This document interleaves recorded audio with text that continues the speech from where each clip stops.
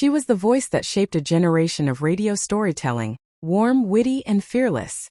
Susan Stamberg, one of NPR's original staffers and the first woman ever to anchor a nightly national news program in the United States, has passed away at the age of 87.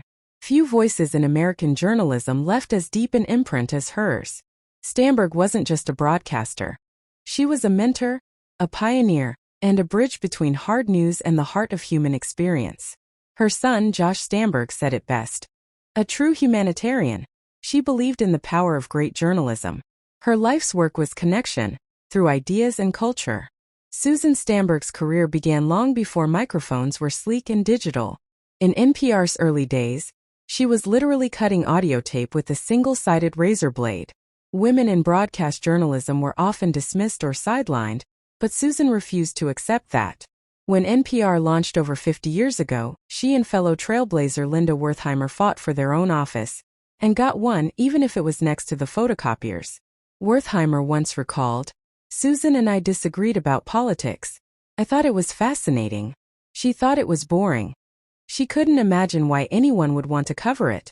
Instead, Stamberg turned her curiosity toward people and stories that revealed the richness of everyday life.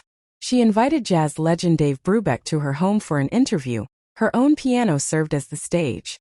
She once called Jimmy Carter's dentist to ask about the future president's famous smile. And every Thanksgiving, millions of NPR listeners tuned in for her now legendary cranberry relish recipe. A family favorite she shared with chefs, editors, and even the rapper Coolio. Born Susan Levitt in Newark, New Jersey in 1938, she grew up on Manhattan's Upper West Side and was the first in her family to attend college, earning her degree in English literature from Barnard. Her journey into broadcasting began almost by accident at WAMU in Washington, D.C. One day when the weather girl got sick, Susan stepped in. The problem? She forgot to check the weather.